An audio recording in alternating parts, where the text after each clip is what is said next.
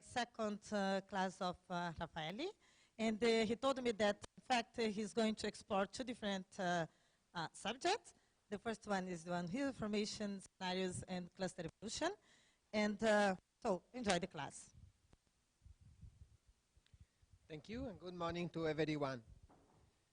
Okay, I will try to, in the first part of this lecture, to sketch the ideas about how clusters form and evolve. A large fraction of the stars form in clusters. What exactly is this fraction is under debate. I would say it is not well known, but certainly it's very large. The clusters have formed from giant molecular clouds, and the giant molecular clouds has a mass distribution which is essentially a power law, and this similar power law you find in the mass of the very young clusters with ages of only a couple of million of years, very young ones. The slope is with an exponent of about minus 1.7, and suggests that the formation of clusters actually follows a fractal pattern. The general idea is that you have a giant molecular cloud. You begin to form some star when the Jeans criterion is satisfied in some part of this giant molecular cloud. The most massive stars in this very early star formation explode as supernova. They generate shocks, or even before exploding, they have strong winds. And these strong winds generate shocks within the cloud, clearing part of the cloud, but creating regions of much denser region in some other part of the clouds where star formation is triggered. In this way, you can create sequences of objects within a single giant molecular cloud. There are observations that support this scenario. This is, for instance, an observation of 30 Doradus, Tarantula Nebula in the Large Magellanic Cloud. There is a very massive star cluster with a lot of early type star or O-type stars, and the winds from these stars generate a shock that you can see in the right part of this image, where further star formation is triggered. This is another example. This is another cluster in the LMC. This is slightly older, NGC 1850. And again, you see the massive cluster and a shell around it, a bubble around it, where you can think that you can later form stars. This sequential star formation mechanism works extensively. For instance, this is the case of the Scorpio-Centaurus association, which is responsible for the very nice, bright night sky that you have in the southern hemisphere. There's an enormous number of very bright stars that you see between the constellation of Scorpio-Centaurus were actually born essentially together in a single association. They are young objects with an age of about 15 million years, but the age depends on the position where you look. That is, in the different part of this association, you have different ages. This is divided into different groups, and the different ages because you have sequential star formation. You begin to form star in one part of the original cloud, and then you move to other part of the cloud. Of course, this is a low-density environment, not a high-density environment like globular cluster. But you have to think that this is the general mechanism how stars form. You may think that in this scenario, in this situation, you may have cluster self-pollution. That is, you may have that the interstellar medium from which stars form in a cluster is enriched by the metals by previous generation of stars in the same cloud, in the same giant molecular cloud. There is some hint of that this might have occur in the Orion Nebula, but this is debated. And in what is found is that in most cases, clusters have an extraordinarily homogeneous iron content. This means that most of the products of the supernova are actually lost. So these shock waves work to form other stars, but most of the material that is ejected from the star is actually lost and does not go to form the next generation stars in the cluster. Another thing that you have to remember is that when you consider large clusters, the large clusters forms in stellar cluster complexes, not a single cluster at a time. You should not think of a monolithic cluster forming somewhere. When you have a cluster formation, is in a region of cluster formation, and if the clusters are very big, there is a very big region with a lot of different clusters there. So it's a much more complex view than that you have from this simple idea of a monolithic object. And this has important consequences for the models of formation of globular clusters.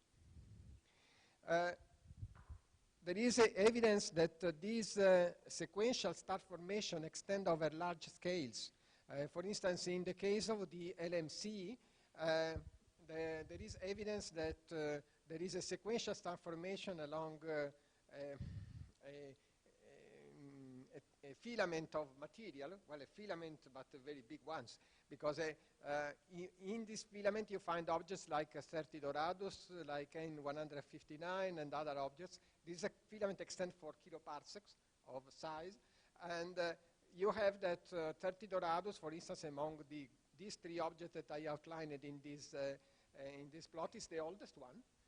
It begins to form stars about 4 or 5 million years ago, and 159 is younger, with an age of about a couple of million a year, and there are dark clouds that not yet formed stars, at least not massive stars. So there is a complete sequence of formation, and you have the star formation go along the filaments in sequence. It should be noticed that the spread, the velocity with which this trigger or star formation go along this filament is of the order of a couple of hundred of kilometers per second. So it's quite high. And this means that probably what we are seeing is something like a shock created by something.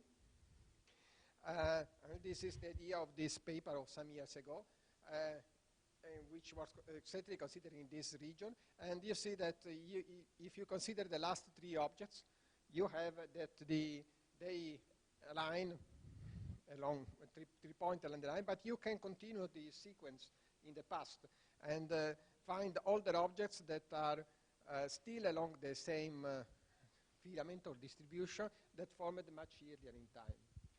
So this is the general framework where you have to think of the cluster formation. The second thing that you have to notice about clusters is that once they begin to build stars, they begin to have mechanism to destroy them, to destroy the cluster itself. The very first mechanism occurs very early, and it is called the cluster infant mortality, because it happens when the cluster is very young. And this mechanism is related to the fact that the efficiency for star formation cannot be 100%. You have still some gas when you form the last part of the stars that you form in the cluster. And this gas is then expelled by a strong wind that you have for the very young massive stars that you form within the cluster. And this causes, this mechanism of gas loss makes the efficiency of transformation of gas into star not larger than about 50%. Most of the gas is lost, but when you lose this cluster, the potential well, the gravitational potential well is filled, partly filled, so the cluster tends to dissolve, to expand. You have an expansion of the cluster. There is also a mass loss from the stars themselves. These are massive stars. That the massive stars may lose a lot of their mass, some 80–90% of their mass, before they become a compact remnant, and it also leads to mass loss from the cluster.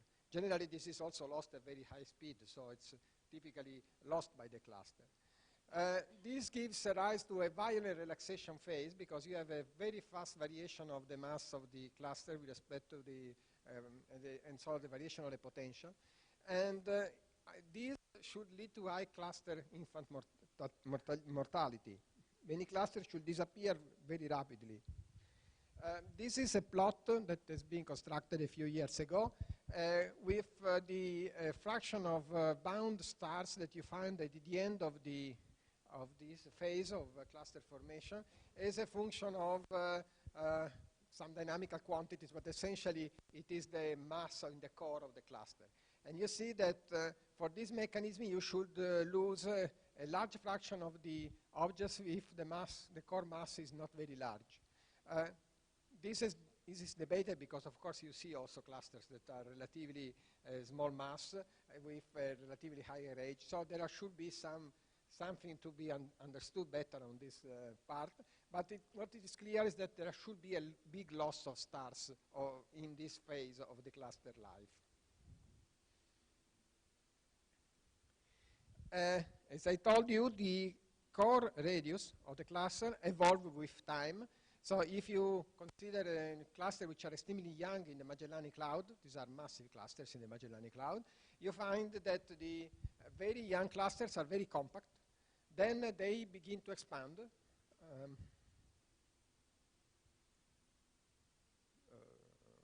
is it? Is this one?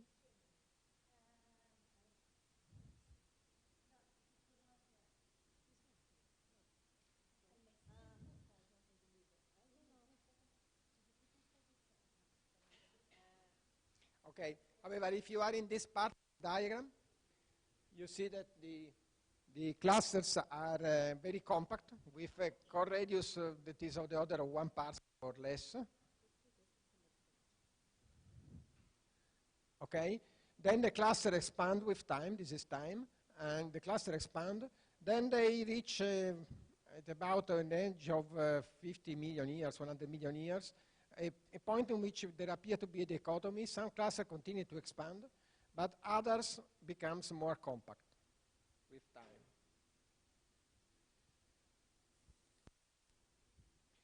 This leads to the fact that there is a long-term evolution of clusters, dynamical evolution of clusters. There is a series of disruption mechanisms that should be considered for clusters. They are listed in here. There is the two-body relaxation, gravothermal instability. I will explain you what it is, the gravitational instability. Tidal truncation by the effect of the general galactic gravitational field, dynamical friction, and all these called disruption of the cluster, loss of stars from the cluster. Then there is another group of mechanisms that are important, which are mechanisms that leads to energy equipartition and mass segregation. Some of these mechanisms is important for concerning the core collapse of the cluster. And okay, all these mechanisms contribute to the disruption. Another thing that you have to consider is that while all these mechanisms are acting, there is also other things. There is the formation of binaries in the course of globular cluster due to encounters between 2 or 3 bodies encounters in the in 3 bodies or 4 bodies encounters in the core of the clusters, which gives rise to binaries that sum up to the primordial binaries that can be there from the beginning of the cluster. This calls heating of the cluster, and I will talk a little bit in a while.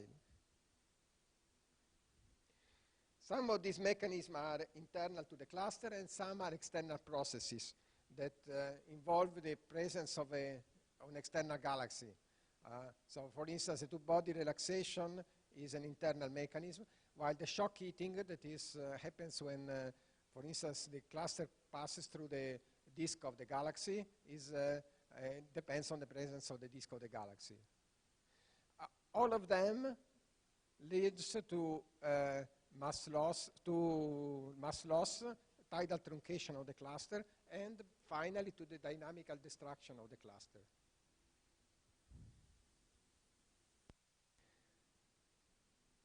Within this framework, we have some observable that can help us to understand what is the dynamical state, which is the dynamical state of the cluster. The most known and the most used is the luminosity profile of the globular cluster. Luminosity profile are the surface brightness of the cluster as a function of the separation from the center of the cluster. For most of the globular cluster, these luminosity profiles are fitted by King profiles. The King profiles are obtained assuming that you have a relaxed and tidally truncated system. Essentially, these profiles are described by three parameters. The central surface brightness, that is the level where there is the brightness at the center. The core radius, there is an isothermal core, which is relatively flat, and the core radius is where this isothermal core ends. And then there is the tidal radius, which is where the surface brightness of the cluster cannot be distinguished anymore from the brightness of the background. So these are the typical profile. You have a flat plateau at the center. We have an isothermal core in the cluster, and thermal is here the velocity of the objects. And we have this decline, which is essentially exponential with separation, and then you arrive at the tidal radius.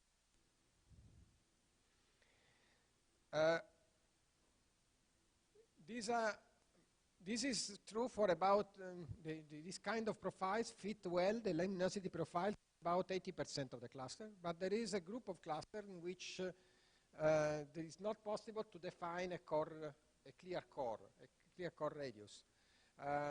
In this case, the luminosity profile has no flat part in the inner part.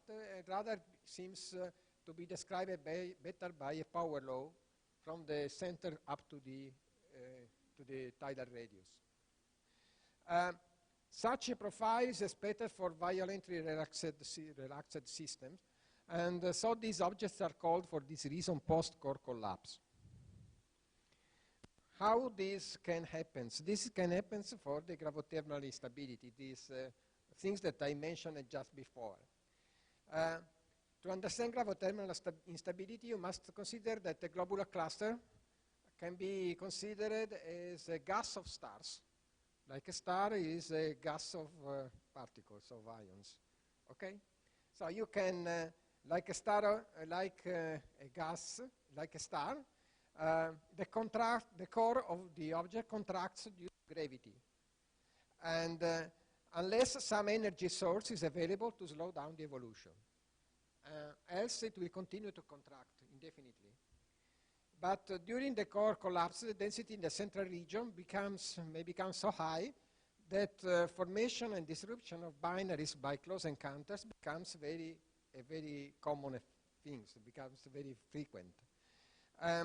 This kind of mechanism may release a lot of gravitational potential energy into the gas of stars that we are considering. This heated gas, as a consequence, this heated gas will expand, reacting to this energy that is given to the core, and cool adiabatically. Once the density is decreased enough, what happens is that these close encounters becomes unlikely, and then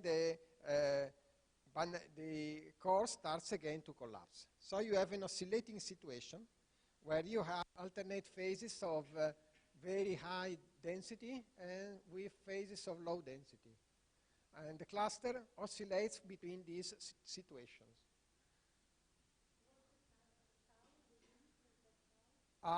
Here it is arbitrary, but in practice it's of the order of 1 billion years. That depends on the cluster. Some cluster has never reached this phase. They are still in this original phase.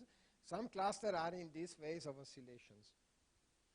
But post-core collapse cluster may look similar to a normal cluster of high concentration. So it is during the phase of very high central density that the cluster luminosity function, surface luminosity function is really different.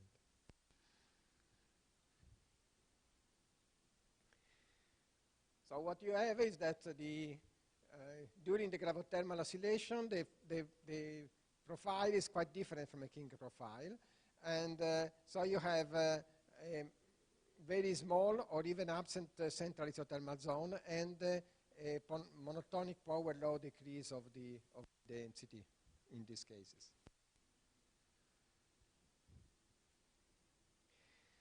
These are diagrams where the cluster in the Milky Way are put. You have a concentration here. This is the parameter that is essentially the logarithmic ratio between the core and the tidal and the core radius. Higher value means a very small core radius, so it means a very compact cluster, while a low value of concentration means a very large core radius, so a very extended structure. So the clusters, this is against the central density, and here is the concentration against the absolute magnitude of the cluster. And what you see is that the blue points are the clusters that can be described by a King profile. The red points are post-core collapse cluster, and in this, since you cannot really measure the core size, the concentration parameter in the Harris catalog for this object is arbitrarily set at 2.5. But it is not a real value. It's simply that you can measure the core radius, so you set this value in this way. And you see that, of course, these are the very dense cluster, we have very high central density objects. But there is a broad range in density from objects that have a density of about 1 star per cubic parsec at the center, up to values of 10 to the 6 star per cubic parsec at the center. A very broad range. And there is a correlation with absolute magnitude. The bigger clusters are typically more centrally concentrated than the smaller ones.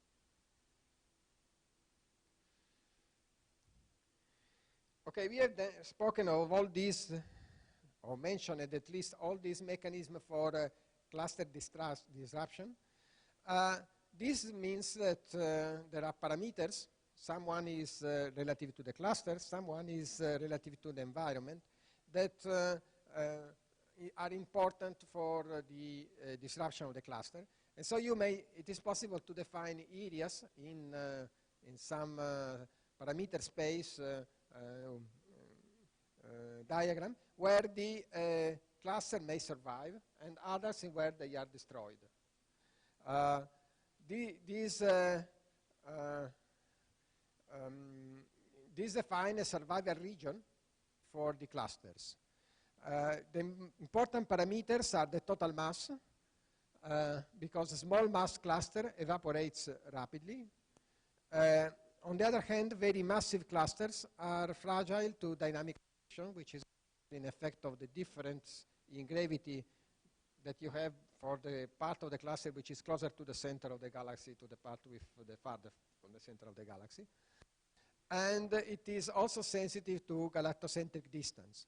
Clusters closer to the center are tidally limited. The tidal radius is smaller because the impact of the galaxy is higher, is larger.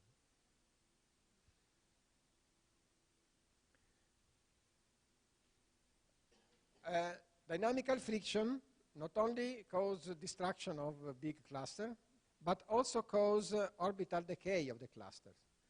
The cluster, due to dynamical friction, will tend to spiral toward the center of the galaxy, of the overall gravitational field that you have, to the center of the galaxy.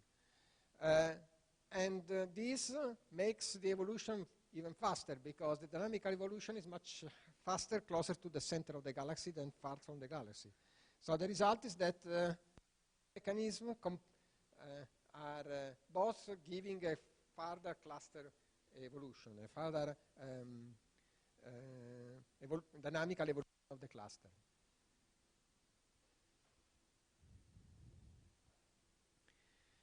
Okay, these are attempts to reconstruct the original distribution of globular cluster from the properties of the observed population, because due to all these destruction mechanisms, you must think of the population of globular cluster as a population of survivors.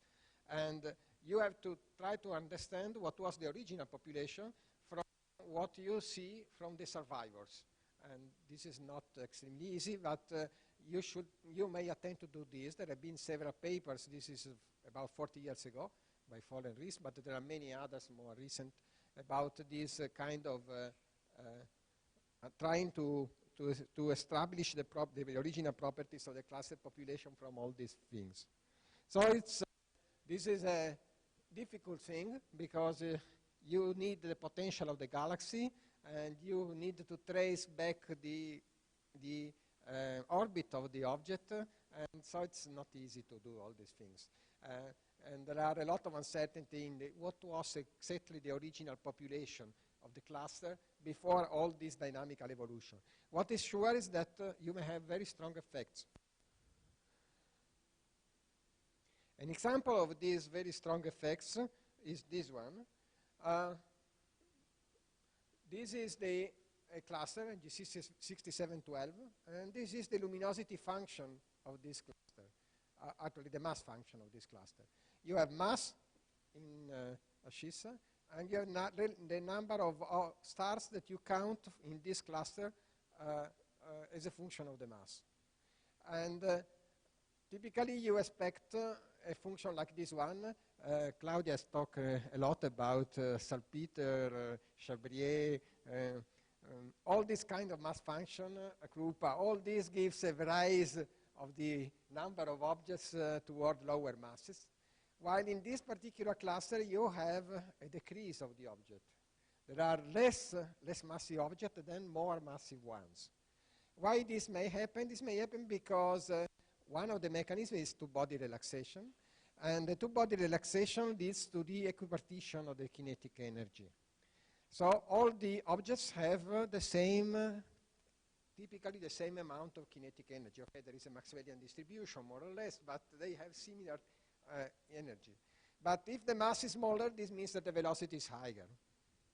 Okay, and if the velocity is higher, they may be easily lost because they go out of the tidal radius and go and evaporate from the cluster. So the result is that the small mass stars that move faster are preferentially lost from a cluster. And this may lead to this very strange shape of the luminosity function. Of course, this is a vanishing star cluster. You should think that the stars that are here are only a small fraction of the original star of this cluster. The cluster should have been much more massive before, at the beginning. You are seeing only the residuals and if you wait for another couple of billion of years, this cluster will not be anymore. It will be only field stars. Very common, but we don't know how much. And where these stars ends up? Typically, the stars have still a velocity which is not so much different from the velocity of the cluster from which they evaporate. And so they have galactic orbit, which are not very different from those of the original object. So they will be essentially at the beginning, at least when they are evaporated from not too much time, they will be along the orbit of the original object, describing what is called tidal tails. Practically, this is the orbit of this cluster, which is PAL 5, which is a very famous cluster for this reason. And you see that there is an excess of stars along this part along this motion. This is the orbit of the object. And notice also that there is this small offset. This is due because most of the loss happens at the Lagrangian points, the internal and external Lagrangian points of the cluster plus galaxy system. Okay, so this is what you have. By the way, the details of how the stars are distributed along the tails of the cluster tells a lot about the structure of the potential of the galaxy. So they are a powerful method to extract the dark matter content of our galaxy, the nature of the dark matter. This is famous because it's the first globular cluster where these tidal tails were shown. Note that they extend over kiloparsec dimension. And this is a map that is updated at this site. You see this updated map of the tidal streams that you can find in our galaxy, stellar streams. Of course, not only globular cluster may lose stars in this mechanism, also dwarf spheroidal may lose stars in this mechanism, or even big galaxies like the Magellanic Clouds. Evaporation of stars is a very common effect in the astrophysics, and the halo of our galaxy seems to be populated by these streams. Actually, what we think is that essentially almost all the halo is made of streams, but some of them are so old that you could not anymore recognize the rare nature as streams. So the idea now is that there is this, the halo of our galaxy is actually as a spaghetti structure. That is, this spaghetti means each of these streams is a very elongated structure that corresponds to the, in some way, to the orbit of the original object that originated. But after some time, there are a lot of effects like precession, like so, that also the orbit is not elliptical because the object is spiralizing for tidal dynamical friction. Is also the object that is generating the cluster. The tidal is changing its orbit, and so at the end, it's not always easy to recognize what is the original object that originated. Note that the PAL 5 stream is this one. It's only one of the other. By far the major effect that you see in this image is the Sagittarius streams. This is due to the Sagittarius dwarf spheroidal. But there are a lot of other streams, and some of them have no clear origin. This one is a stream that is originated by another globular cluster, and you see 5466. But there is, for instance, this other stream, which is called orphan stream, because it's not clear what is the object who originated it, and maybe there is not anymore. It's something that is completely solved. So this object is not clear where it comes from.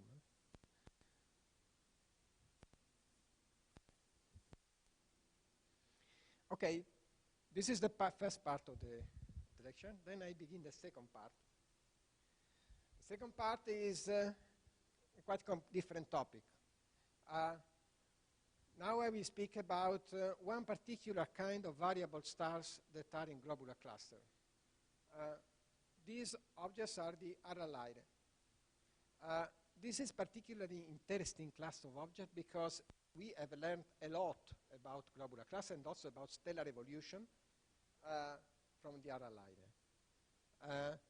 So the Aralide are one of the basic bricks of our knowledge of stellar evolution and of globular clusters. What are the Aralide? Aralide is the name of the name of the archetype of this kind of variables. Aralide are radial pulsators that show oscillation in their luminosity of the order of from a few tenths up to about 1 magnitude, with periods that are of the order of half a day or up to about between 0.2 days to up to 0.8 days. They are divided into two main groups, the Bailey types. The first group is the AB. It's called this because in origin there were 3 groups, A, B, and C, but then it was acknowledged that and A and B are the same thing. So this is called AB. These are fundamental pulsators. That is, they pulsate on the fundamental mode of the oscillation. And the C oscillate on the first harmonic. The AB have like curves like this one, which are asymmetric.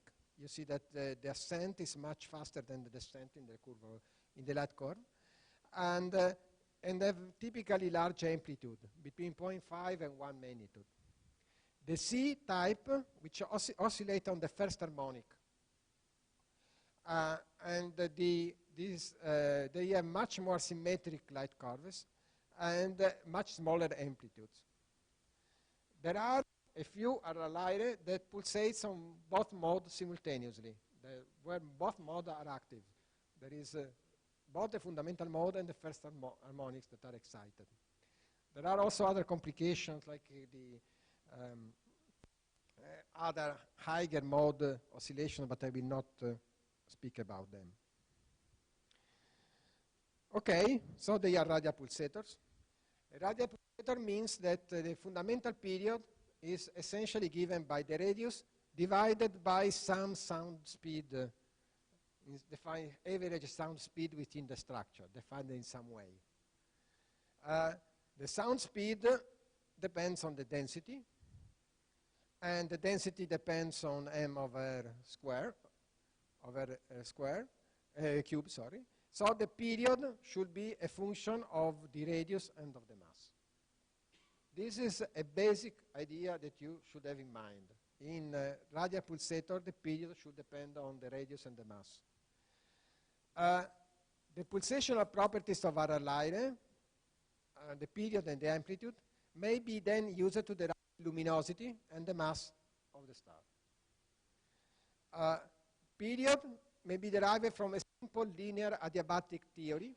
It's relatively simple, while the amplitude is much more complicated because it depends a lot on the envelope of the star, which is a convective envelope, and how you treat this outer convective envelope. You need non-linear, non-adiabatic models, but now they are available.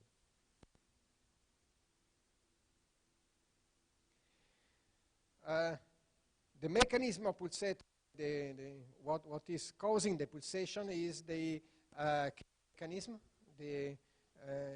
related to the second, the region of second ionization of helium, that is exactly the same of the Cepheids. These are the small scale Cepheids. Small scale because the stars are less luminous. And like Cepheids, RLI obey a period luminosity amplitude relation. However, since the RLI are stars that are on the horizontal branch, the variation in luminosity is not very big. And it is not easy to recognize that there is a period luminosity relation like in Cepheids, which extend over a very broad range of luminosities. However, the existence of this relation, the period luminosity amplitude relation, makes RLI a precious distance indicator. The amplitude may be relatively difficult to be determined, so sometimes it's substituted by the asymmetry of the light curve for the AB stars, which is easier to find. The method in which it is applied is typically the period shift technique. That is, you consider the variation of the period at a given amplitude or at a given asymmetry of the light curve.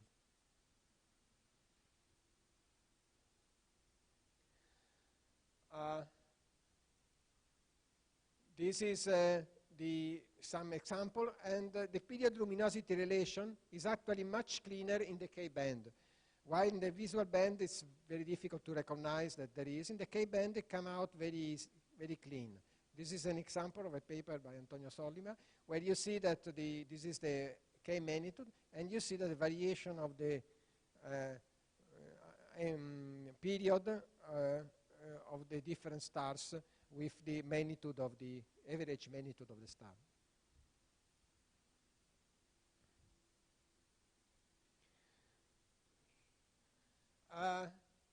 RLI are not only found in the globular cluster, they are found in the general field. RLI itself is a field star, is not a member of any globular cluster. They are essentially the same object. This can be shown by the fact that they obey the same period shift metallicity relation.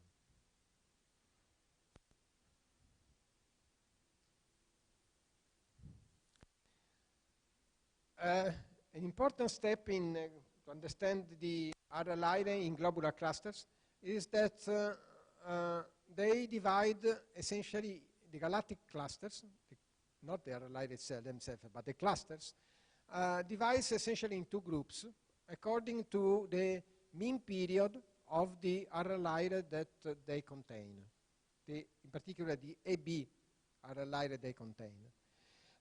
The first group is called the Osterhoff 1, the second group is called Osterhoff 2.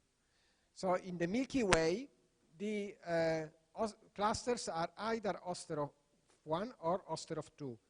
There are also clusters that do not have RLI because they have color magnitude diagram which does in the horizontal branch does not cross the instability strip. But for those that they have RLI, they divide into this group, Osterhoff 1 or Osterhoff 2. The Osterhoff 1 has a typical period of around 0.55 days. The Osterhoff 2 is about 0.65 days.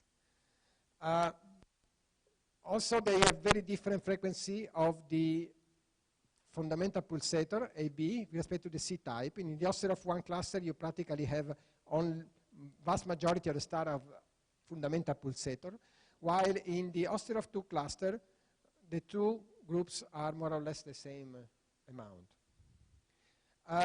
If you look at the clusters in other galaxies, the old clusters in the Milky Way do not belong. They are intermediate between the Osterhoff 1 and the Osterhoff 2.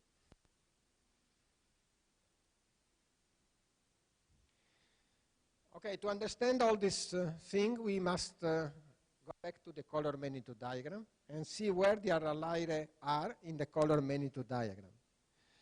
The RLI are horizontal branch stars, so stars that are burning helium in their core in a hydrostatic way. The instability strip for the fundamental pulsator cross this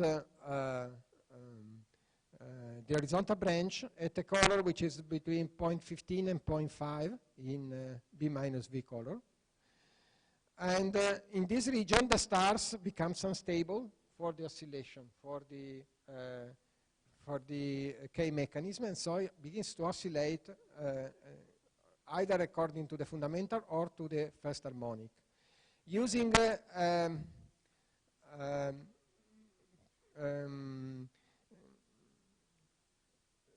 non-adiabatic calculation, you can estimate where are the blue and red edges for this instability, for the instability strip corresponding to the fundamental mode and first harmonic, and you found that the fundamental mode stars are redder than the first harmonic stars. In the sense there is a region in the instability strip of our Lyre where the stars is stable for first harmonic, but it is unstable for the fundamental mode. There is a region where the opposite happens, and there is another regions where it is unstable for both modes. The difference between Osterhoff 1 and Osterhoff 2 cluster can be understood if you think that in the Osterhoff 1 cluster, the evolution is from red to blue, and while in Osterhoff 2 is from blue to red. How this can happen, okay, it depends on the stellar evolution, but the essential fact is that there is a mechanism which is called the hysteresis mechanism, for which when you are in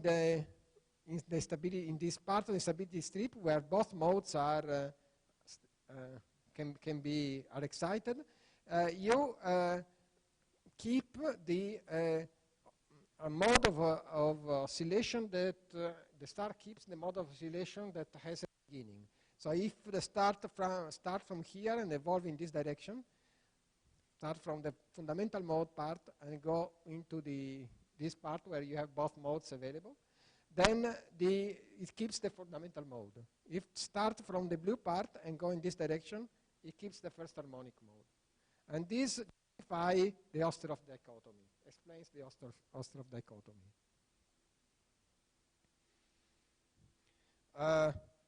This is a paper that is studying in detail all these things and showing that how this can work. Another thing that we can do for RLI is, of course, to derive their chemical composition, metal abundance, like for all other stars. For RLI, there is a very simple method that is been thought by Preston in 1959. When he was young, he's still working on RLI after 60 years.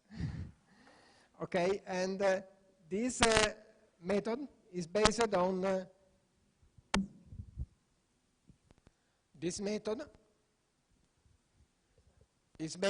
the comparison between the strength of the hydrogen lines and of the calcium K line, which is at 33 angstrom. What is the essential basis of the method? Well, the hydrogen lines in A-type stars, like RLI, A to F stars, are a temperature indicator. You have that the lines are stronger in the hotter star and are weaker in the cooler stars. So the parameter which measures the strength of the hydrogen line is essentially a temperature indicator for this kind of objects.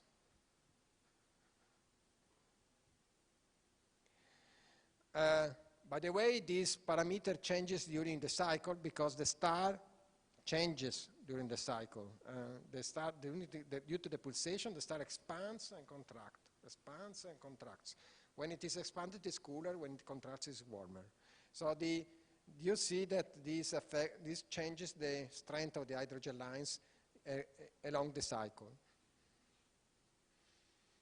Essentially, what we will tell now is about what they are at the minimum light, which is this phase here. Okay? So the hydrogen lines depends essentially on temperature, depends a little bit on metallicity, but very weak dependence. On the other hand, the calcium lines, for which we define a K index, because it's a K line, the Fraunhofer K line, is a function also of temperature, a little bit of gravity, and of metal abundance. But gravity doesn't matter very much for RLI because they have more or less, they are on the horizontal branch, so they have more or less the same luminosity, so the same gravity.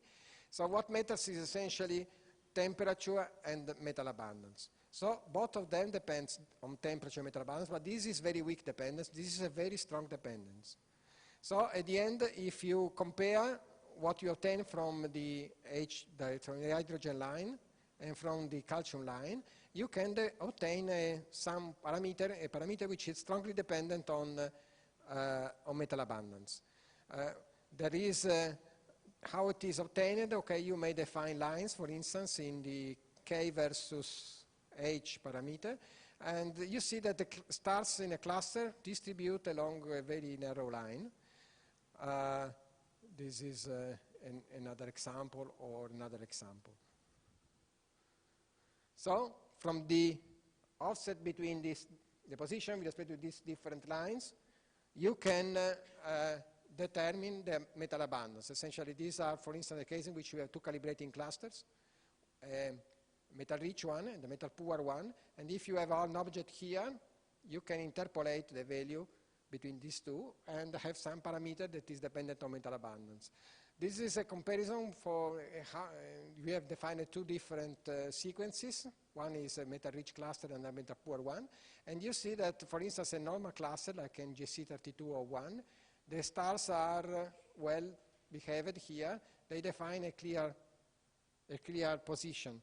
In case of megasand, the situation is more complicated because there is a spread intrinsic in metal abundance in the cluster. So you expect a spread in distribution in this object. They do not define a single line, but they spread over a region in this diagram. Then you can calibrate these values of this parameter against, for instance, the metallicity scale. This is an example of how you can do it. And the calibration gives you the metallicity, because once you have determined the height of this, the position of the stars in the HK plane, you can then derive the metallicity for the object.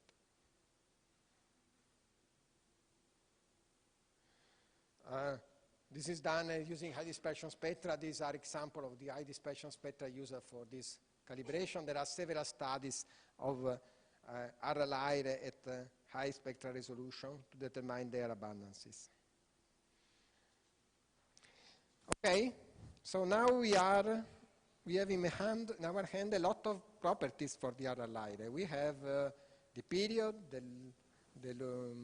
of RLI, we have the amplitude of the RLI, and we may have the metallicity of the RLI. And we may now try to do something with all these parameters that we have.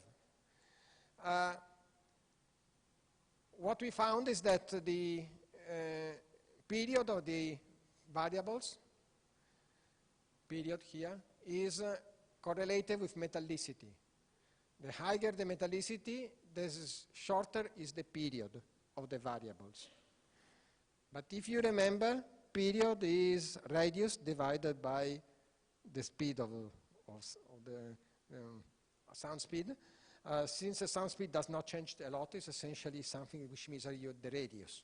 So longer period means longer radius, bigger radius. Bigger radius, since the temperature also doesn't change too much, means essentially more luminous objects. So there is a correlation between the luminosity of the RLI and the metallicity of the RLI.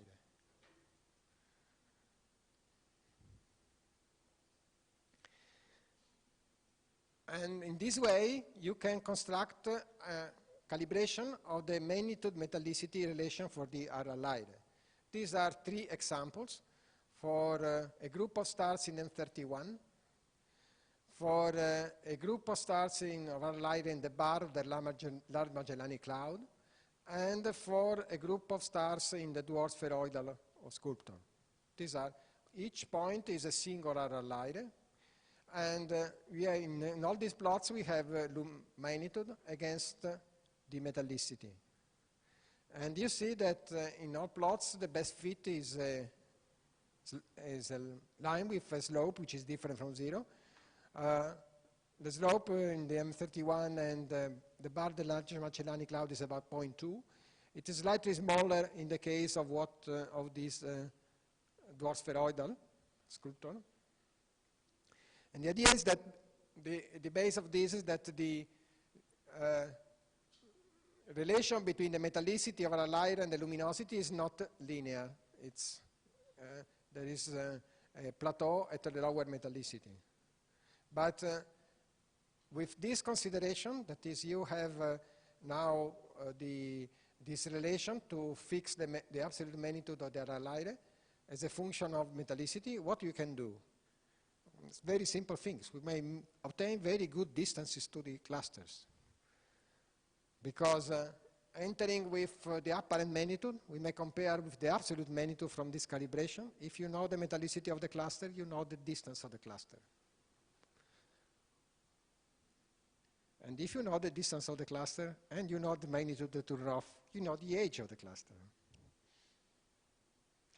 This is an example of the application of this technique. Okay, this is the distance to the Large Magellanic Cloud. This is a compilation made about 10 years ago. There are many other estimates now. The RLI are in this group of objects here. Note that here we need the absolute magnitude, not simply the relative magnitude. That is, we need the 0 point to fix the 0 point and fix exactly the age. We need to know the absolute magnitude, the RLI in an absolute sense. That is, not simply that there is a relation with metallicity, but also what is the 0 point of this relation. And this is done in different ways. using statistical parallaxes, using the Bade-Wesseling method, using double method. However, all of them indicate now a given distance, which is of the order of 18.5 magnitude for the distance of the Large Magellanic Cloud. And this agrees with most of the other determination. I will say now that it is very well established that the Magellanic clouds, the Large Magellanic Cloud, the distance modulus is about 18.5. Note that this is the bar of the cloud. Another very important thing that we can learn from Raffaele is the mass, their mass. The mass of the Raffaele can be obtained by comparing pulsational properties with models.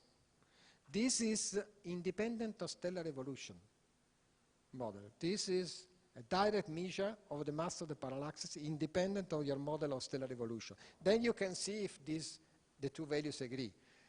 But it's a way that you have to fix the mass loss along the red giant branch. Because we know that the mass for a cluster, you essentially know the mass at the turn-off, which is fixed by its age and chemical composition. And we can then compare the mass that we have in the turn-off with the mass we have on the Raffaele strip. And the mass turns out to be smaller. And this is a very important fact because it tells you that stars lose mass along the red giant branch. And the amount of mass that they lose is not small. It's quite significant. The most useful object to fix the mass are the double pulsator. This is because the mass are essentially derived from the Petersen diagram, which gives you the ratio between the period for the fundamental mode and the period for the first harmonic. The models tells you that according to different mass and chemical composition, there should be some value of this ratio. And you may compare the position of the object that you have in this diagram with the observation. If you have a double pulsator, it's very simple because the same star, you have both period P1 and P0. And so it's very easy to find. If you do not have a single star, you have to assume that transform in some way these quantities to obtain this ratio. So it's more indirect and so less good method. But in any case, there are now a quite large number of double pulsators. So we may have this estimate of the mass.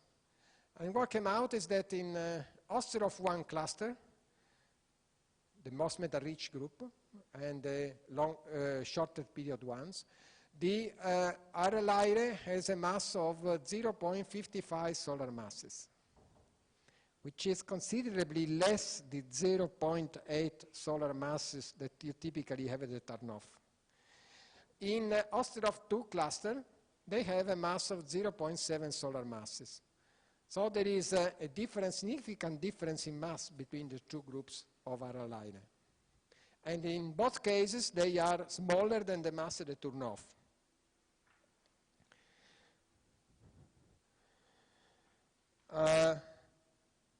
If you want to compare this result, which is independent of stellar evolution, the mass that you have determined is independent with stellar evolution, with the stellar evolution model, you need other ingredients. You do not need simply to know the cluster metallicity.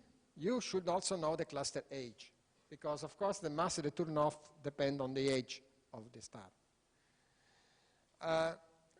So if you do this, you can construct plots in which you have the relative age of the cluster.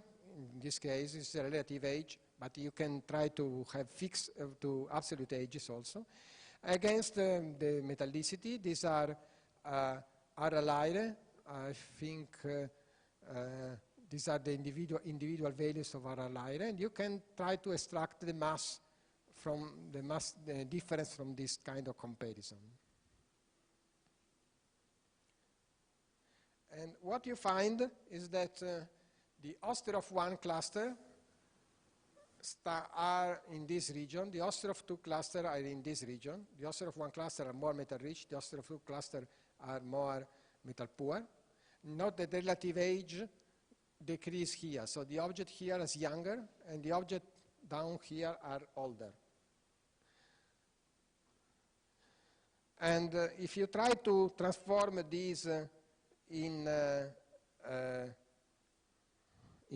difference in masses between the Raffaele and the horizontal branch, you find, and the turn-off, you find that for the Ostrov 1 objects, you have values of delta m, of difference of masses, which are of the order of 0.15 solar masses. While if you consider the Ostrov 2 cluster, this difference is much less. That is, in the Ostrov 2 cluster, the Raffaele have lost much less mass than the Raffaele of Ostrov 1 clusters. Okay? And this is important. In some way it is telling you that the mass loss is increasing with metallicity. However, the situation is more complicated than this because in Ostrov 1 clusters, the Raffaele are generally well at the middle of the distribution of stars in the horizontal branch. There are more or less as many stars on the red and blue part of the horizontal branch for these clusters. Red and bluer than the stability strip.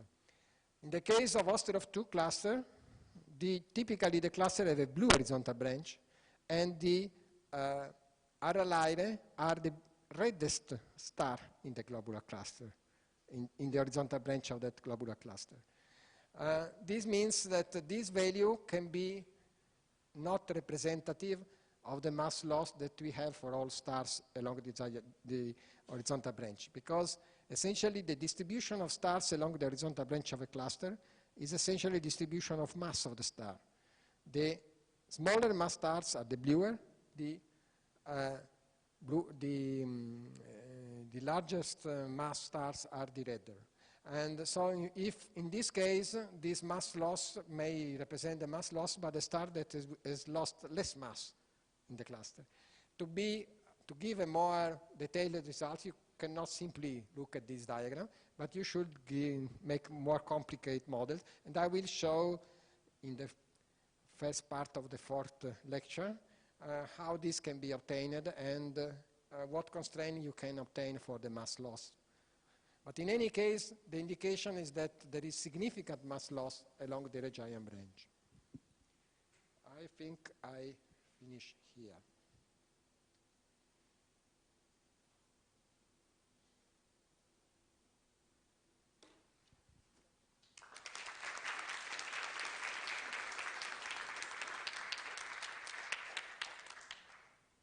So questions?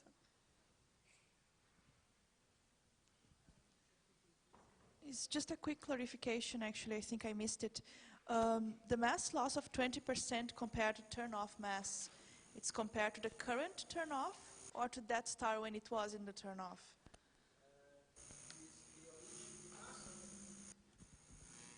Is the mass at the turn-off, they had the turn-off.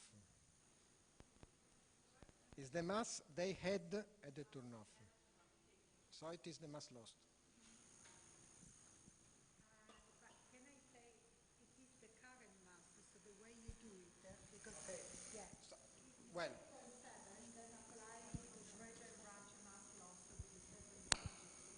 That gives you which mass with that mass loss, sorry, should be on the branch. So 0.55 that you mentioned, you get it with eta equal 0.3.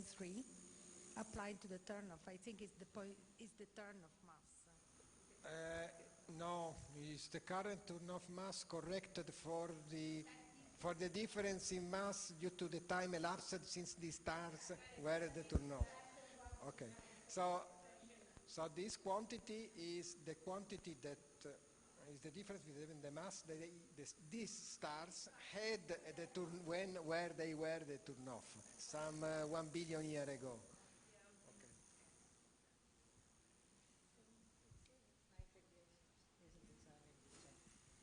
Going back to the early slides, I would like to know more about the processes that stop star formation in the globular cluster. You mentioned supernovae, and do you also consider UV radiation from the massive stars? Because if you ionize the gas, and you can also stop the star formation there. Well, what is the mechanism that stopped the star formation in globular cluster? Well, we don't know for sure, of course. What we know is that there are mechanisms that can stop star formation, and typically in less massive clusters, these mechanisms act on a much shorter time than the first supernova. The first supernova take about 8 million years to explode. Okay, but the star formation typically stops after 1 or 2 million years in a cluster. Okay, so it stops much before the explosion of the first supernova. What it is the reason?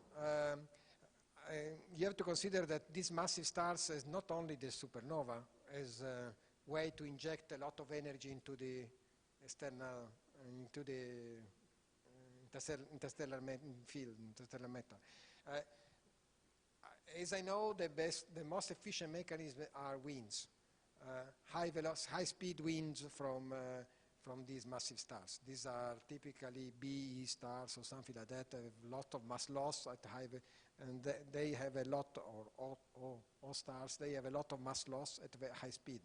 So they may lose. The winds are typically 1,000 kilometers per second velocity, and there may be a lot of mass there. So the energy is a lot. So as I know, this is the most dominant effect.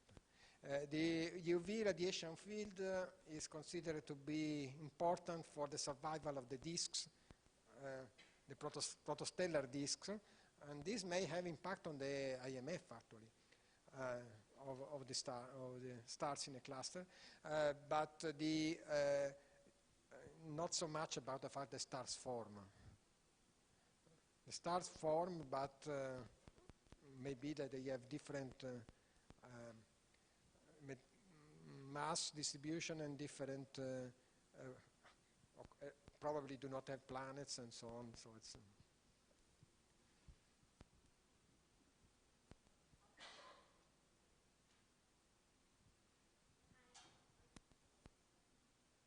Okay, no, do not have planets in globular cluster, because in open cluster they are known to have planets. It's much less efficient, all these mechanisms. During the Osterhoff classification, you told us that the clusters from another galaxies doesn't fit in that classification. Why?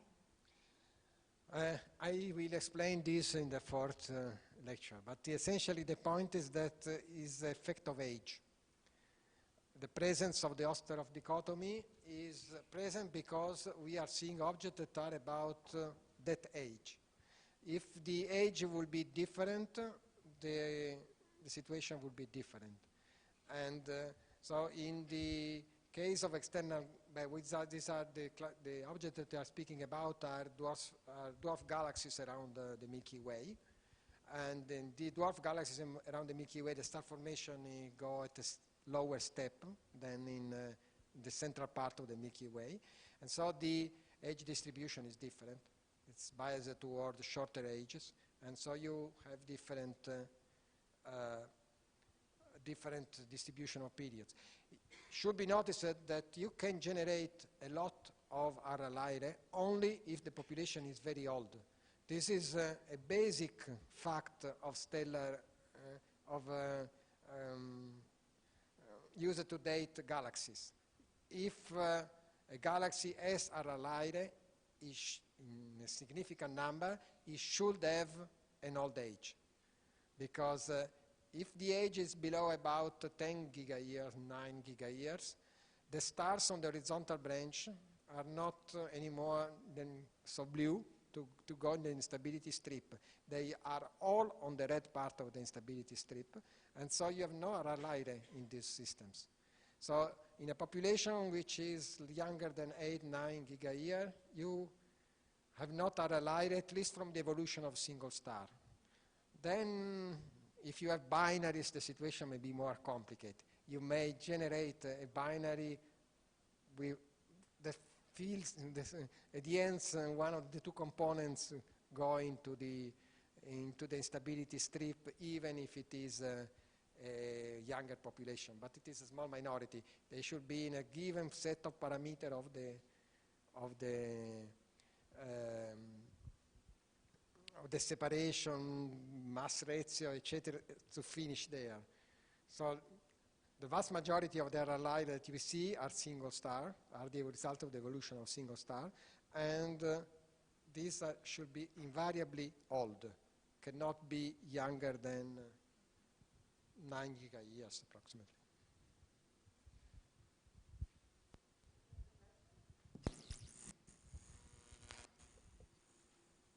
Hi. When you show the plot of effective radii against age of global clusters, you show that some global clusters, in some cases, the effective radii continues growing, and in some cases, it's going down. It starts to collapse. That's because of the stage of the core collapse, or there are some other processes involving in that two different These are relatively stages. young clusters that has not gone through the core collapse.